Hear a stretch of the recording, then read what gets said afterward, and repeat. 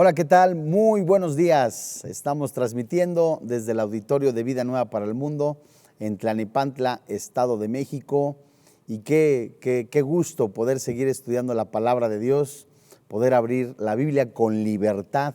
Y le recuerdo que tenga presente precisamente su Biblia, su cuaderno, las hojas en donde está llevando sus anotaciones, ya que vamos a continuar con esta preciosa serie de los ángeles, hoy con el título Ángeles en tiempos finales, y vamos a ver qué es lo que nos dice el Señor en relación a la actividad de estos seres angelicales que Dios ha creado con un propósito, con un plan, siempre para la gloria de Dios. Y antes de comenzar voy a dar lectura a parte del Salmo 63, voy a leer tan solo algunos versículos. Seguido de esto vamos a elevar juntos una oración y que sea siempre el Espíritu Santo que nos hable a través de su bendita palabra. Dice el Salmo 63, Dios mío eres tú, de madrugada te buscaré, mi alma tiene sed de ti, mi carne te anhela, en tierra seca y árida donde no hay aguas, para ver tu poder y tu gloria, así como te he mirado en el santuario, porque mejor es tu misericordia que la vida. Mis labios te alabarán. Así te bendeciré en mi vida. En tu nombre alzaré mis manos. Vamos a orar. Padre, en el nombre del Señor Jesucristo, hoy delante de ti, agradecemos profundamente tu amor y tu misericordia que has derramado a través de tu Hijo Jesucristo en la cruz y que ha pagado nuestros pecados. Creemos verdaderamente que tu Santo Espíritu que has enviado nos ha dado vida a través de ese poder santo a nuestro espíritu que ahora mora en nosotros. Hoy presentamos delante de ti este estudio creyendo firmemente que sigues hablando en nuestra vida, en nuestro corazón para analizarla, mostrar tu espíritu, lo más secreto de nuestro corazón y seguir transformando nuestro entendimiento a través de tu palabra, seguir confirmando que tu voluntad es santa, agradable y perfecta. Te alabamos y te bendecimos y te damos gracias en el precioso nombre que es sobre todo nombre, Cristo Jesús. Amén. Bueno, pues los ángeles en tiempos finales, hemos visto cantidad impresionante de enseñanza en relación a las actividades de estos seres angelicales. Podemos también llamarles los rangos en los que Dios los ha creado. Y dependiendo del rango o el lugar que Dios los ha creado, pues es la actividad que tienen. Y en Apocalipsis, tan solo por mencionar, desde los capítulos 6 hasta el capítulo 9, hace la crónica de una visión general de los notables acontecimientos que se desarrollarían en el transcurso de 7 años que describe la palabra de Dios. Eso mismo también se menciona en el libro de Daniel, y de manera especial en los últimos 3 años y medio. Pero al final de ese tiempo, Cristo descenderá del cielo a la tierra con sus ángeles, con el fin de conquistar al mundo y establecer su reino de 1000 años. ¿En dónde? Aquí en la tierra.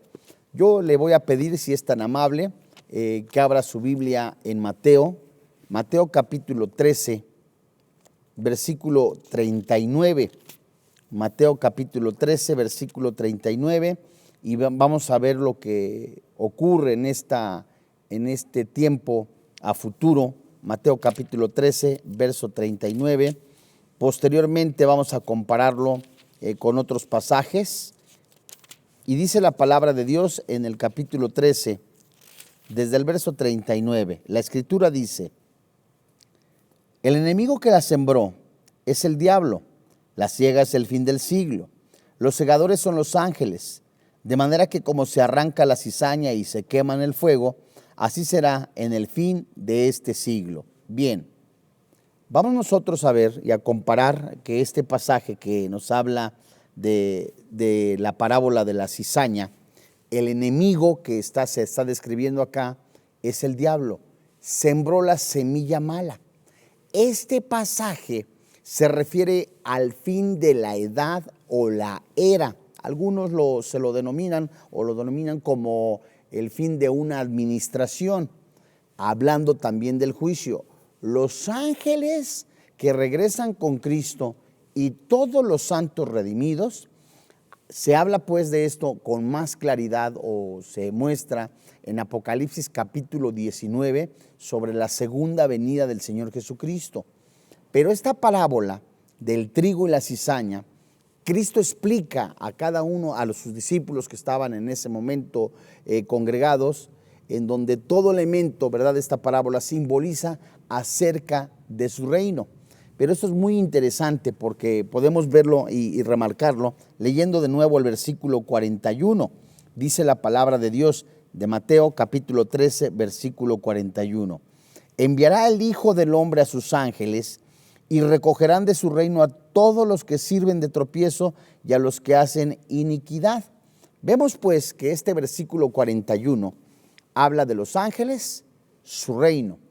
Cristo Jesús, Cristo el Señor, soberano sobre los ángeles, el juez, ¿verdad?, envía a los ángeles, ¿verdad?, mostrándonos esto tan impresionantemente, también que se describe en Daniel capítulo 7, solamente lo menciono, en el versículo 13 y 14, habla de este juicio final, en donde es la separación no solo de los no creyentes, de los impíos, es la separación de los impíos, de las personas no regeneradas y de los piadosos, la Biblia les llama los salvos.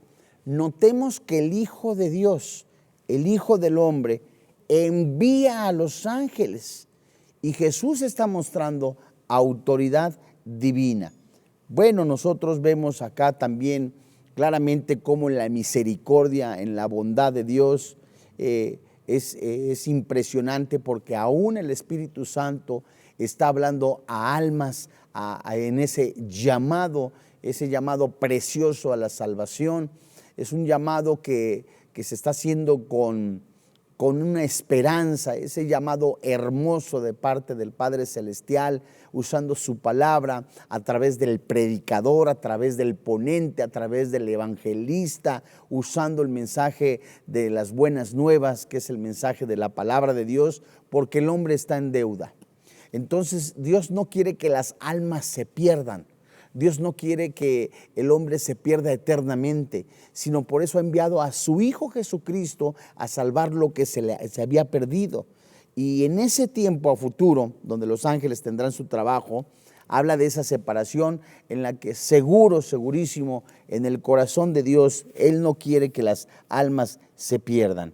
Fíjese usted, quiero antes de todo eso y de seguir, mostrarles o leer juntos la famosa parábola del sembrador entre todas. Si me sigue usted, por favor, vamos a Marcos capítulo 4, desde el verso 13.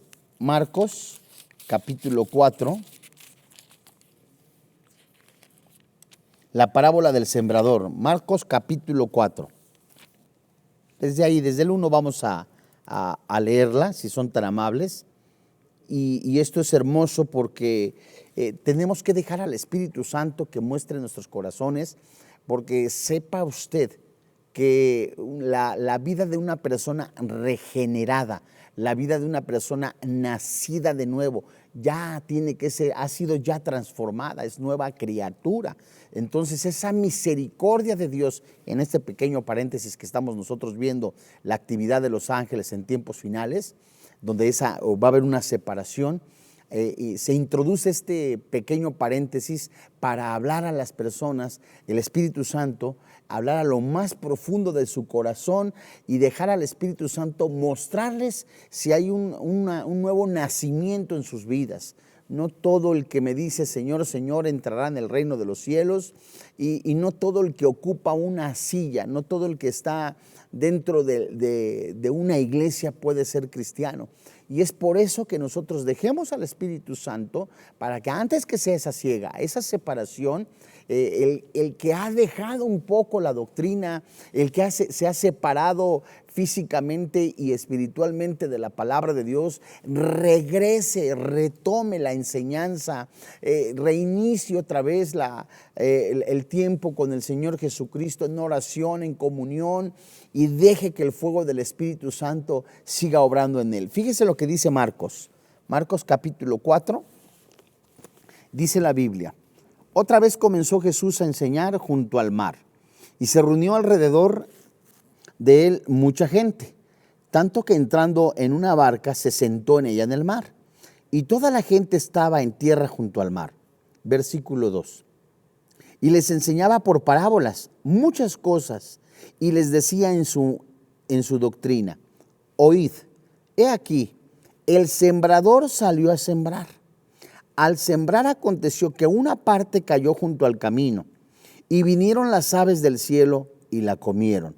Otra parte cayó en pedregales, donde no tenía mucha tierra, y brotó pronto, porque no tenía profundidad de tierra. Versículo 6. Pero salido el sol, se quemó, y porque no tenía raíz, se secó. Otra parte cayó entre espinos, y los espinos crecieron y la ahogaron, y no dio fruto. Pero otra parte cayó en buena tierra y dio fruto, pues brotó y creció y produjo a 30, a 60 y a 100 por uno. Entonces les dijo: el que tiene oídos, oiga. Para oír, oiga. Eso es muy interesante. Podemos ver nosotros que aunque esta enseñanza en primera instancia es para el pueblo de Dios, la iglesia alcanza enseñanza, ya que está mostrando la condición muy seguramente de la condición espiritual de la iglesia, es decir, o de los que escucharon el mensaje de salvación. Si usted nota en los versículos 4, donde dice que salió el sembrador a sembrar, versículo 4, aconteció que una parte cayó junto al camino, vinieron las aves del cielo y la comieron. El mensaje cayó. Los afanes del mundo, los afanes de este lugar, se roban la semilla. Seguido de esto, ¿verdad? Nosotros vemos que otra parte al sembrar, dice el verso 4, aconteció que una parte cayó junto al camino, vinieron las aves del cielo y la comieron. El versículo 5 dice: otra parte cayó en pedregales, donde no tenía mucha tierra, y brotó, ¿verdad?, pronto, porque no tenía profundidad de la tierra. Pero es interesante lo que dice el versículo 6. Si usted me hace favor, junto conmigo, pongamos atención, ya que dice: pero salido el sol, se quemó porque no tenía raíz y se secó. ¿Qué es esa raíz? Si nosotros vamos a Apocalipsis, nos damos cuenta que Jesús es la raíz. Entonces no tenían a Cristo. Y muchas personas, ¿verdad?, alcanzaron a escuchar el mensaje de salvación, lo tomaron superficialmente, nunca hubo esa raíz en la tierra que apunta al corazón, y creyeron solamente de manera intelectual. Su vida no fue transformada, su vida no mostró una vida de una persona regenerada o nacida de nuevo. Entonces, esta es una voz de alerta. Y cuando nosotros avanzamos hasta el versículo 8, si usted me permite, de este mismo capítulo 4 del libro de Marcos, del Evangelio de Marcos, dice la condición de la semilla que sí cayó en el corazón, de la disposición del corazón, y que además de eso dio fruto. Todo cristiano es llamado a dar fruto. Tan solo recuerde Juan capítulo 15, desde el verso 1 hasta el verso 7. Separados de Jesús nada podemos hacer, ¿verdad? Entonces el cristiano tiene que dar fruto. Fíjese usted lo que dice el verso 8. Otra parte cayó en buena tierra, dio fruto, pues brotó, creció, produjo a 30, a 60 y a 100 por uno. Entonces les dijo: el que tiene oídos para oír, oiga. Es interesante, ¿verdad, santos hermanos en la fe? Porque Jesucristo después, a solas con los discípulos, le preguntan: ¿cómo es esto? Les explica la parábola. Es esa misma instrucción que se nos da a nosotros de que dejemos al Espíritu Santo analizar la manera en que estamos viviendo, la manera en que nosotros respondemos al llamado de la doctrina, respondemos al llamado de la intimidad con el Padre Celestial, y verdaderamente nosotros, no intelectualmente, pero sí espiritualmente, estemos seguros de esa salvación. La salvación no se pierde. Ese es algo que hemos estudiado en la carta a los Romanos, que el Espíritu Santo nos enseña. Pero hay personas que puedan estar engañadas pensando que pueden vivir de una manera y hablar de otra manera. Hay personas que pueden estar diciendo, ¿sabes? Pues sí, creo en Jesús, sí, efectivamente Él pagó mis pecados en la cruz, soy salvo y lo creo. Lo cree, pero ¿su vida verdaderamente ha dado fruto? Vendrá un tiempo en que Dios enviará, ¿verdad? En esa voz, Jesús enviará a sus ángeles para hacer esa separación. Y el llamado sigue, que antes que sea esa separación, el día y la hora nadie la sabe, solo el Padre Celestial. El día y la hora nadie sabe cuándo aparecerá el Señor Jesucristo en los cielos. Y vendrán los ángeles y separarán completamente a los que no son cristianos de los cristianos. Fíjese usted, vamos a regresar, si son tan amables, al Evangelio de Mateo.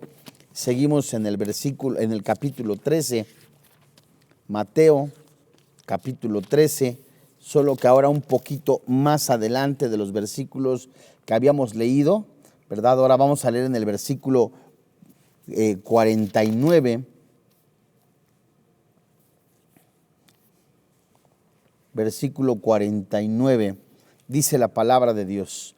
Notemos ya comparando, les decía hace un rato que esta enseñanza la vamos a comparar con varios versículos, y dice el versículo 49 de este capítulo 13. Así será el fin del siglo. Saldrán los ángeles y apartarán a los malos de entre los justos. Versículo 50. Y los echarán en el horno de fuego. Allí será el lloro y el crujir de dientes.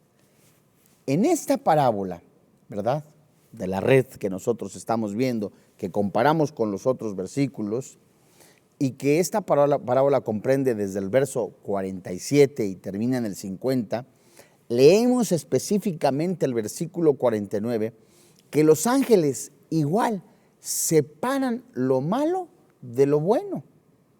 Esta red grande, con pesos atados al fondo para pescar a muchos peces. Esta parábola habla de dos separaciones. La primera separación es la red que separa los peces del mar. Qué interesante, ¿no? Primero los peces del mar, los saca.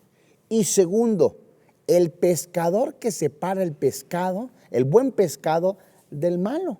Esto es muy interesante. Entonces, vamos a recapitular. Primero, el pescador que saca del mar a los peces.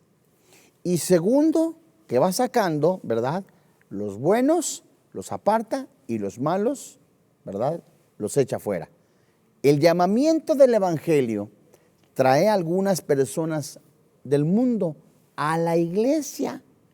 Y el día del juicio, como le venía yo diciendo y como hemos venido estudiando, distinguirá, ¿verdad?, o apartará entre los convertidos y los que no lo son. Entonces, el pescador lanza la red, ¿verdad?, saca del mar los peces en la red. Y de una manera más clara, ¿verdad?, más detenida, son separados los peces buenos de los malos. De la misma manera, el mensaje de salvación es lanzado. Y hay muchos que vienen a ocupar o vienen a la iglesia. Y de manera exterior se pudiera ver, ¿verdad?, que son todos cristianos. Pero solo el Señor conoce su corazón, mi corazón. En ese día son los ángeles los que tienen esa actividad, ¿verdad?, ese llamamiento en esta sección en donde los seres angelicales que sirven a Dios van a hacer esa separación. Y podemos confirmarlo con Mateo capítulo 13, capítulo 13, verso 41, que acabamos de leer, en segunda carta a los tesalonicenses, solamente se los menciono, segunda carta a los tesalonicenses en el capítulo 1, versículo 7 y versículo 10. Ahora, si son tan amables, seguimos aquí en Mateo, solo que ahora en el capítulo 16. Mateo capítulo 16. Mateo capítulo 16. Vamos a leer desde, si son tan amables, desde el verso 24. Vamos a leer Mateo capítulo 16, desde el verso 24, y yo le suplico que ponga más atención en el verso 27, quizá usted lo pueda subrayar, porque ahí también vamos a ver enseñanza.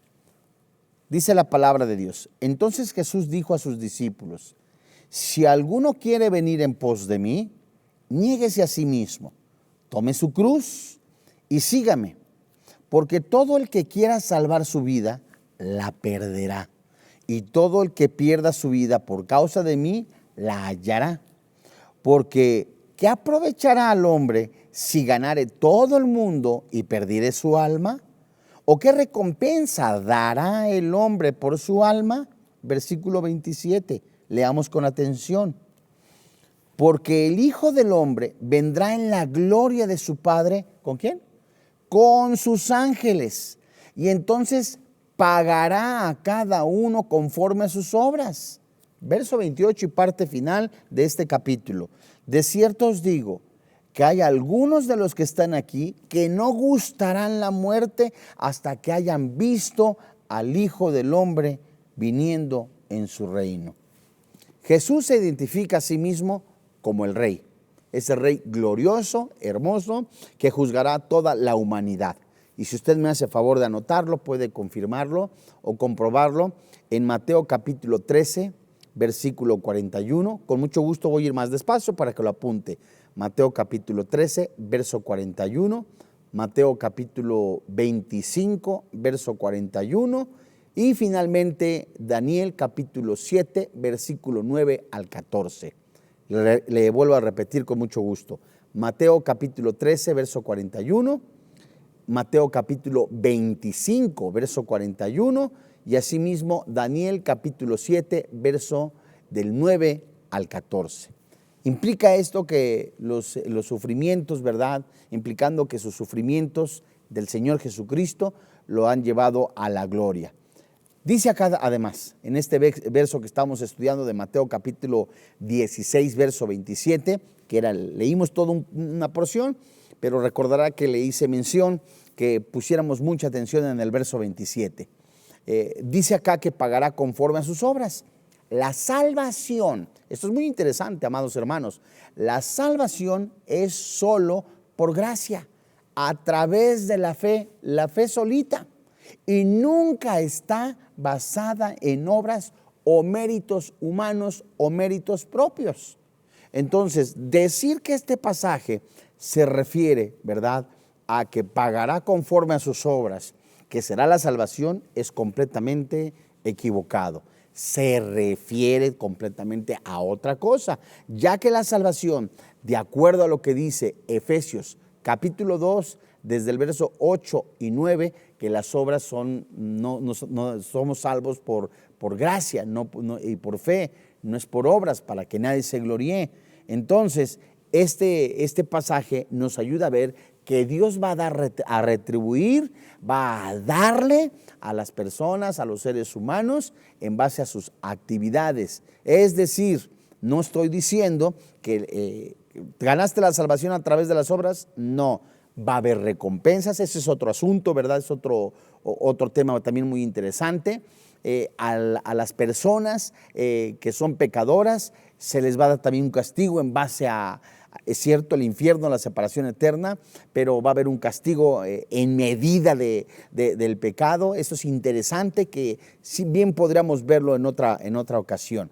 Pero fíjense ustedes, voy a leer en relación a esto, a la recompensa que se habla en este sentido, sobre un comentarista Carballosa y leo tal como se escribe en el comentario del Evangelio de Mateo, en el tomo 2, que aparece en los capítulos 15 al 28, el siguiente apartado.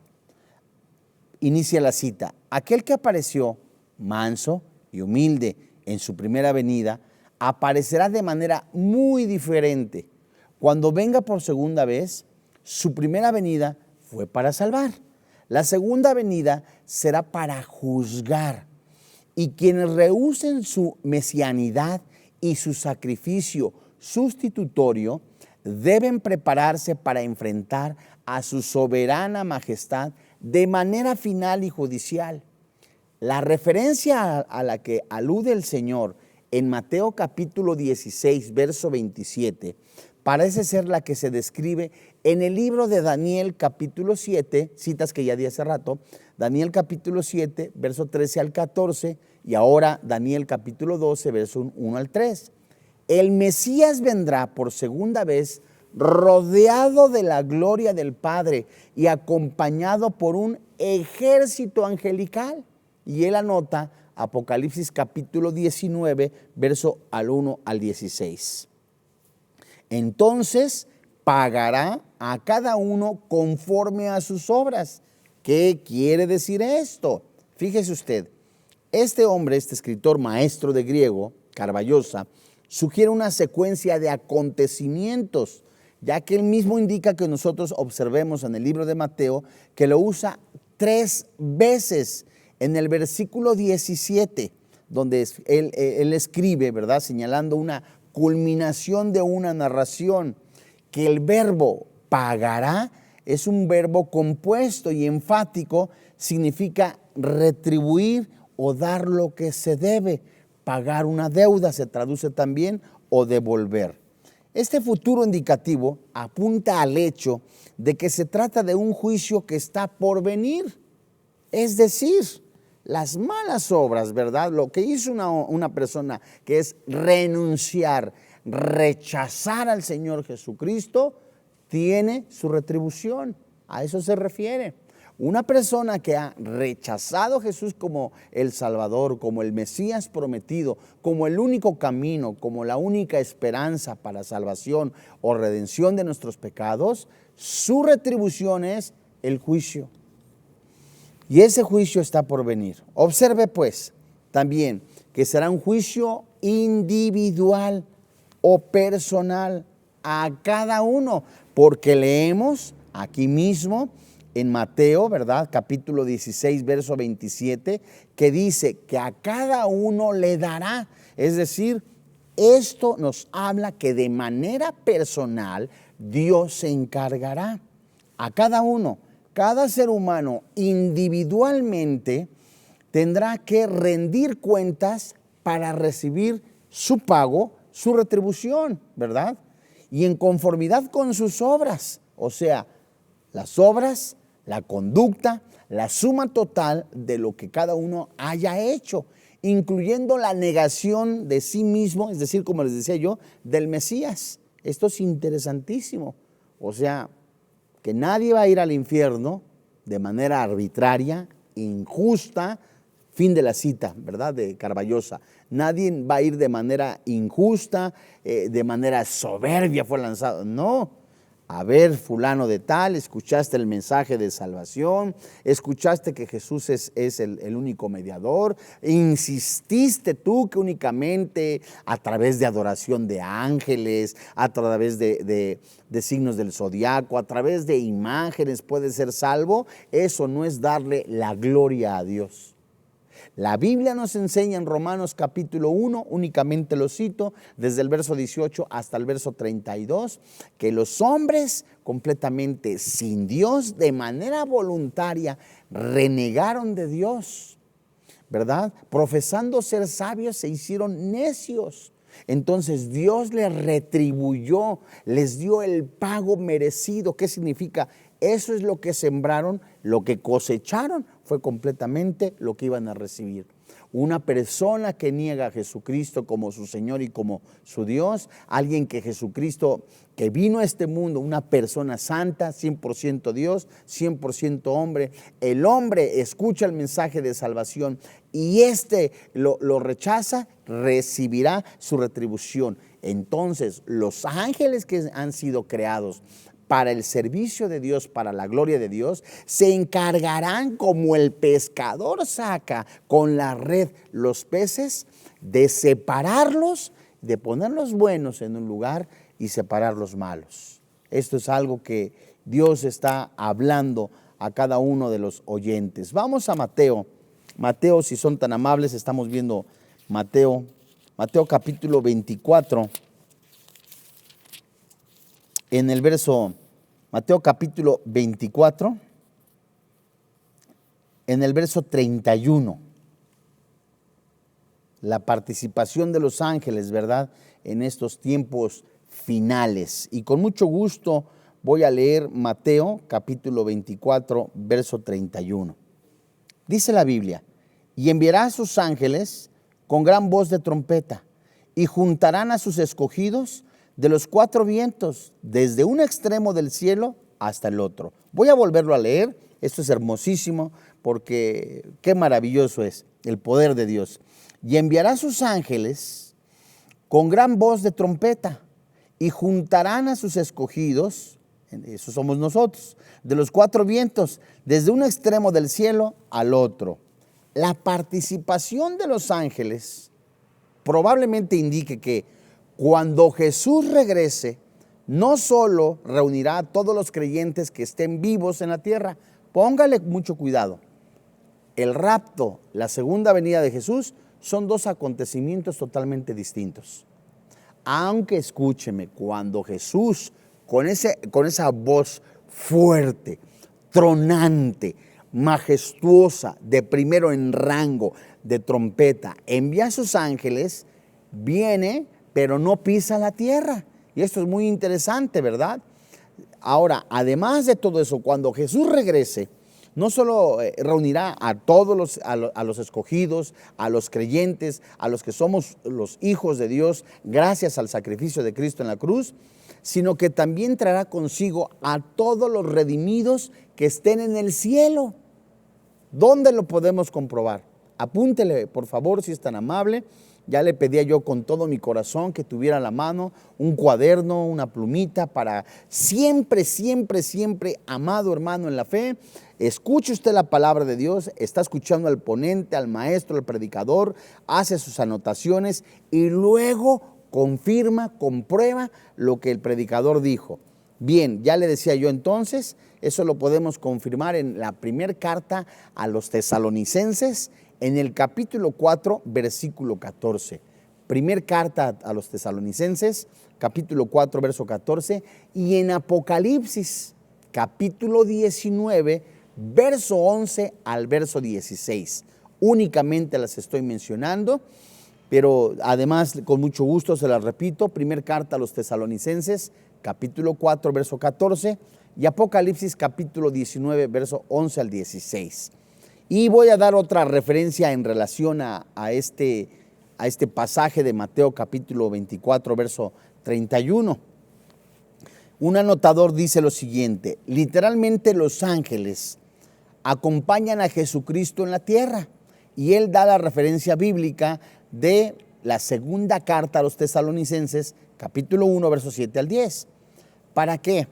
Para juntar a Israel, lo que se dice en Daniel capítulo 30, verso 4, y separar la cizaña del trigo, misma que se describe en el libro o evangelio de Mateo capítulo 13, verso 38 al 50. Entonces, amados hermanos en la fe, que aunque la enseñanza hermosa y preciosa de esta mañana es la actividad de los ángeles en tiempos finales, de la separación de los salvos y lo que no son, el Espíritu Santo está hablando al corazón de las personas que no han declarado a Jesús como su Señor y como su Dios, que aún en este breve espacio de tiempo tiene usted la oportunidad de reconocer a Jesucristo como su Salvador personal. No endurezca su corazón. la decisión, hay una respuesta a esta invitación que el Señor hace a través del Evangelio, en donde esa es la doctrina que nosotros predicamos, que si confesares con tu boca que Jesús es el Señor, que Dios le levantó de entre los muertos, serás salvo. Usted que no tiene a Cristo en su corazón, la Biblia nos enseña que la paga del pecado es la muerte. Todos nacimos con pecado y ofendemos a Dios. Y los que nacimos en pecado, antes de recibir a Jesucristo, estamos destinados al infierno, a la separación eterna. Entonces, no podemos hacer nada por nuestros méritos propios, no podemos hacer nada para poder salvarnos, ni obras, ni mandamientos externos, ni ordenanzas externas, solamente a través de Jesucristo, ya que Él se puso en nuestro lugar. Él recibió la ira de Dios, el castigo que usted merecía, que yo merecía, y en el momento que yo creo con todo mi corazón que Jesucristo se puso en mi lugar, Él recibió el castigo que yo merecía, lo invito a mi corazón. La Biblia dice en la carta a los Romanos, en la primera carta a los Corintios en el capítulo 6, en Juan capítulo 1 versículo 12, que a los que creyeron y le recibieron, Dios les dio potestad de ser hechos hijos de Dios, y la deuda que usted tenía con el pecado, con Dios, queda pagada en el cuerpo de Jesús. Y Dios está esperando que usted le reciba. Y hay veces que usted pudiera decir, como en algún momento muchos de nosotros dijimos, estando en la religión popular, es que la iglesia donde yo nací, la religión donde yo nací, es mi herencia. Además, todos los caminos llevan a Roma. Y sí, todos los caminos llevan a Roma, no así al cielo. Hay un solo camino, hay una sola esperanza, y ese es Jesucristo. Vamos de nuevo al libro de Mateo, al capítulo 25. Mateo capítulo 25, verso 31. Mateo capítulo 25, verso 31. Dice la Biblia: cuando el Hijo del Hombre venga en su gloria y todos los santos ángeles con Él, entonces se sentará en su trono de gloria. Esto se refiere al reino terrenal de Cristo descrito en Apocalipsis capítulo 20, versículo 4 al 6. Qué maravilloso este pasaje de Mateo capítulo 25, verso 41. El juicio descrito aquí en los versículos 32 hasta el verso 46, escuche por favor, si es tan amable, es diferente del juicio ante el gran trono blanco que se describe en Apocalipsis capítulo 20, desde el verso 11 hasta el 15. Este juicio precede al reino milenario de Cristo.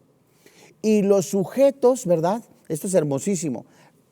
Parecen ser solamente aquellos que estén vivos en el momento de su venida. Este es el referido algunas veces como el juicio de las naciones, pero sus veredictos se dirigen a los individuos de esas naciones y no a las naciones como un todo. Leemos que los ángeles están con él, porque estos le sirven en todo momento. Y el hermano maestro de griego Elvis Carballosa menciona en su explicación del libro de Mateo, del Evangelio de Mateo, la siguiente acotación que hago a continuación. La cuestión es, sin embargo, descubrir a qué juicio se refiere el Señor, tanto en Mateo capítulo 16, verso 27, como en el que acabamos de leer, Mateo capítulo 25, verso 31 al 46. Muchos excelentes expositores afirman que Mateo capítulo 25, verso 31 al 46, se refiere al juicio general de los postreros tiempos y lo confunden con el juicio del gran trono blanco descrito en Apocalipsis capítulo 20, verso 15, ¿verdad? Como señala también Stanley Tucson. Hay un problema en la identificación de este juicio, me refiero al de Mateo capítulo 25, verso 31. Algunos teólogos y comentaristas mantienen que hay un solo juicio general y este se describe en Mateo capítulo 25, desde el verso 31 al 46, citas que les acabo de dar. Esa postura se debe a una gran confusión del juicio del gran trono blanco, mencionado en Apocalipsis 20, con el juicio de las naciones. Sigue diciendo nuestro hermano Carballosa. Dice él, Mateo 25, del verso 31 al 46, es uno de los pasajes más comúnmente mal interpretados en este evangelio. La razón de la confusión se debe a que muchos consideran al mencionado pasaje como un texto de prueba de que habrá un juicio general. Este pasaje no es una parábola, aunque en el versículo 32, las ovejas y los cabritos es una característica de una parábola. También en el verso 33 expresa la metáfora de las ovejas y los cabritos, colocados a la derecha y a la izquierda, delante del juez. No cabe duda que Mateo capítulo 25, versículo 31 al 46, habla de un juicio, pero eso no es el juicio final, sino el juicio ¿verdad? El juicio de los gentiles que tendrá lugar cuando Cristo regrese a la tierra. Fin de la cita. La Biblia, amados hermanos, en realidad registra, escúchame por favor para no confundirnos, la Biblia registra 7 juicios importantes. Otra vez, la Biblia registra 7 juicios importantes, uno de los cuales es pasado, otro es presente y 5 todavía futuros. No es posible exponer ahora por tiempo la doctrina de los juicios y solo los voy a mencionar. Entonces, le vuelvo a decir, la Biblia menciona 7 juicios. No estoy diciendo que son los mismos. Tampoco son en relación a que todos hablan de los 7, del juicio final. No, estoy mencionando que la Biblia describe 7 juicios. El primero, el juicio de Cristo que tuvo lugar en el Calvario, donde el Señor fue juzgado por nuestro pecado. Y este se describe también en Juan capítulo 12, versículo 31 al 36. El segundo juicio que encontramos nosotros en la Biblia es el autojuicio de los creyentes. Es el juicio mediante el cual el creyente se examina a sí mismo, reconoce y confiesa sus pecados. Eso lo encontramos nosotros en la primera carta a los Corintios, en el capítulo 11, versículo 30 al 32. En donde Dios está a través de la pluma del apóstol Pablo exhortando a la iglesia de examinarse. El tercer juicio que la Biblia describe es el juicio del tribunal de Cristo, donde las obras de los creyentes serán juzgadas, las intenciones que hay en el corazón, los motivos. Eso lo encontramos en la primera carta a los Corintios, en el capítulo 3, versículo 11 al 15, y también en la segunda carta a los Corintios en el capítulo 5, versos 9 y 10. El cuarto juicio que nosotros encontramos en la Biblia, ¿verdad? Es el juicio de la nación de Israel cuando el Mesías regrese a la tierra. Y eso lo encontramos en Ezequiel capítulo 20, versos 33 y 34. Les recuerdo que son juicios mencionados en la Biblia. El juicio de los ángeles caídos. ¿Quiénes son los ángeles caídos? Son los que abandonaron sus cuerpos y tuvieron relaciones sexuales con las hijas de los hombres. Y lo encontramos en Judas. Judas nada más tiene un solo capítulo y lo leemos en el versículo 6 y 7 y en primer carta a los Corintios, capítulo 6, versículo 3, así como en la carta de Pedro, en su segunda carta de Pedro, capítulo 2, verso 4. El séptimo juicio es el del gran trono blanco, cuando los inicuos de todas las edades serán juzgados. Apocalipsis capítulo 20, versículo 11 al 15. Cada uno de los juicios antes mencionados tiene su tiempo y su propósito. Y es importante, por lo tanto, que el estudiante de las Escrituras no los confunda.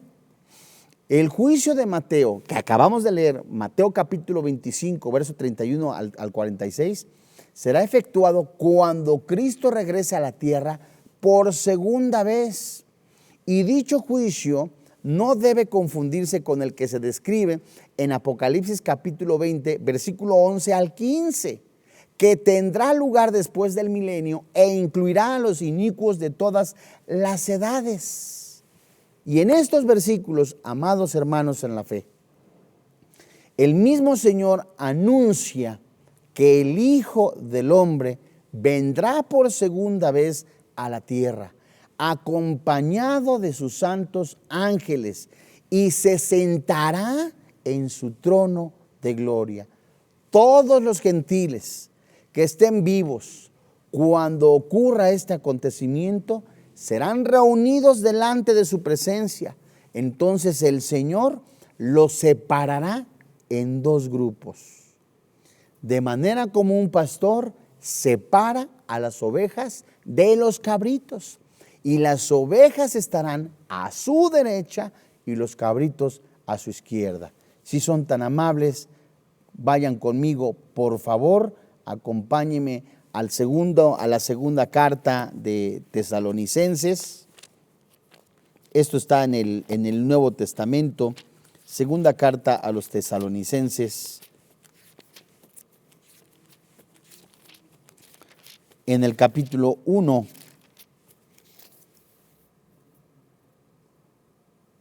Segunda carta a los Tesalonicenses, capítulo 1, versículo 7, si es tan amable. Dice la palabra de Dios: y a vosotros que sois atribulados, daros reposo con nosotros, cuando se manifieste el Señor Jesús desde el cielo con los ángeles de su poder. Fíjate, Pablo le está diciendo a la iglesia de Tesalónica: los acompaño en el sufrimiento, en el dolor, en el rechazo, en la angustia por causa de Cristo. Pues al igual que los tesalonicenses, esperaba aquel reposo y recompensa finales tras el sufrimiento por el reino que vendrá con el regreso del Señor Jesucristo a juzgar a los impíos. El Señor Jesucristo prometió su regreso para hacer justicia y dar el pago justo a todos, reposo para los suyos y retribución a los demás. Cuando se manifiesta el Señor Jesucristo, sin lugar a dudas, esto se refiere al momento en que Cristo sea revelado en su venida como juez. Y el primer aspecto de esta revelación ocurre al final del periodo de la gran tribulación, que es de 7 años y que se describe tanto en Mateo capítulo 13, verso 24, citas que hace un momento di, ¿verdad? Así como también en Apocalipsis capítulo 19, verso 11 al 15. La revelación final y universal de Cristo como juez ocurre en el juicio ante el gran trono blanco, que viene después del reino milenario de Cristo sobre la tierra, de acuerdo a lo que se escribe en Apocalipsis capítulo 20, versículos 11 al 15. Los ángeles siempre acompañan a Cristo en su venida para juzgar a todos aquellos. Apocalipsis 20 explica brevemente el reino milenial de Cristo. Incluye la encarcelación, ¿verdad?, angélica de Satanás. Incluye el reinado de Cristo, la liberación de Satanás al final del castigo eterno, el juicio final de todos los inconversos ante el gran trono blanco. Apocalipsis capítulo 21 y 22 provee un resumen de los principios básicos implicados en el nuevo ciclo y la nueva tierra, la nueva Jerusalén y la eternidad futura, incluyendo a los ángeles en las puertas de la ciudad. Y antes de terminar este estudio, quiero leer Apocalipsis capítulo 21, versículo 12, en donde habla preciosamente de esa ciudad tan bella, de esa ciudad tan hermosa. Dice la Biblia, de ese nuevo cielo, esa nueva tierra, la nueva Jerusalén. Dice el versículo 12, tenía un muro grande y alto, con 12 puertas. En las puertas 12 ángeles. ¿Se da cuenta? Siguen apareciendo los ángeles, aún en la Nueva Jerusalén. Y nombres escritos que son los de las 12 tribus de los hijos de Israel. Versículo 13. Al oriente, 3 puertas. Al norte, 3 puertas. Al sur, 3 puertas. Al occidente, 3 puertas. Verso 14. Y el muro de la ciudad tenía 12 cimientos, sobre ellos los 12 nombres de los 12 apóstoles del Cordero. Esto es maravilloso. Hay esperanza en Cristo Jesús. Antes de que ocurra ese acontecimiento futuro en donde los ángeles con la autoridad, con ese mando que Dios le ha dado para venir a sacar, ¿verdad? Como saca el pescador de la red pesada quizás y la saca del mar para separar los peces buenos, los peces malos. Hoy este día es el Espíritu Santo el que le está diciendo: venid a mí todos los que estáis trabajados y cansados, yo os haré descansar. Yo doy esa paz, dice el Señor Jesucristo, pero no como el mundo la da. Y hay cantidad impresionante de personas que aún están pensando, creyendo que cuál es el propósito de la vida, cómo debo de vivir. La vida para muchas personas es nacer, crecer, comer, reproducirse y luego morir. Y después de la vida ya no hay nada. Algunos dicen: ¿sabes si hay vida? Y hay vida después de esta vida. ¿Qué será cuando usted esté inerte, sin vida? ¿Qué será si usted en esta mañana que ha sintonizado y está escuchando este estudio de los ángeles, en donde el Espíritu Santo le está diciendo: déjame lavar tus pecados, y que en el día que yo envíe a mis ángeles por todos estos seas tú lo de los elegidos? Porque cuando la palabra de Dios en los labios del Señor Jesucristo menciona muchos son llamados, pocos los elegidos, se refiere a un mensaje universal, el mensaje de la predicación de la palabra de Dios, que ha sido mencionado a través de radio, televisión, prensa. Ese es el anuncio, que Jesús vino al mundo a salvar a los pecadores, y los escogidos son los que creyeron en Jesús como su Salvador personal. Sigue vigente esa oferta de parte de Dios, que si usted confiesa a Jesucristo como su Señor y como su Dios, es salvo. Vamos a orar.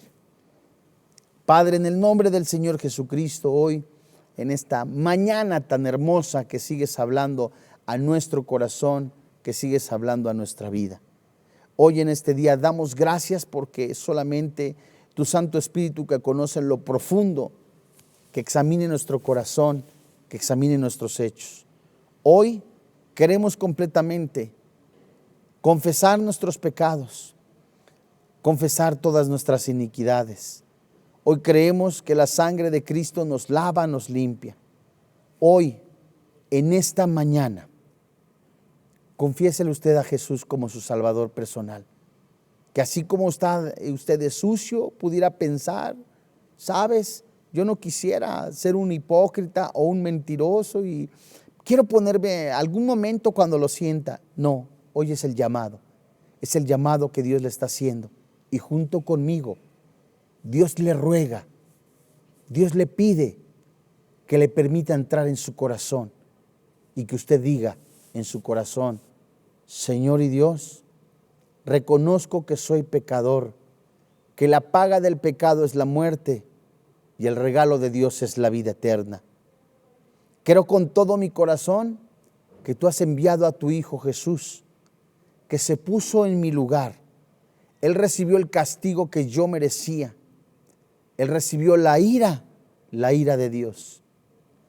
Que el Santo Espíritu de Dios lo levantó de entre los muertos y que hoy su Santo Espíritu me da vida eterna. Hoy creo con todo mi corazón que soy trasladado del reino de las tinieblas al reino de luz. Hoy te doy gracias porque todos mis pecados han sido ya perdonados. He sido lavado con la sangre de Jesús.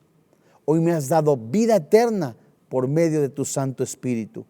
Hoy te doy gracias en el precioso nombre que es sobre todo nombre, Cristo Jesús. Amén. Si usted ha recibido a Jesucristo como su Señor y como su Dios, de corazón le felicitamos. Damos gracias a Dios por este tiempo tan hermoso, porque si un pecador se ha arrepentido, en el reino de los cielos hay fiesta. Los ángeles se gozan, dice la palabra de Dios. Usted ha pasado del reino de las tinieblas al reino de luz, eso lo dice la Biblia. Ahora yo le invito a que continúe con los estudios en la palabra de Dios, que usted continúe estudiando la palabra de Dios, el Evangelio de Juan. Y de verdad le damos gracias a Dios porque es la mejor decisión para su vida. La mejor decisión para un ser humano es recibir a Jesús como su Salvador personal. A nombre del doctor Armando Alducin, de todo el cuerpo ministerial, pastoral de esta preciosa iglesia y de los que colaboramos en este ministerio, le damos las gracias. Que Dios le bendiga, que tenga paz.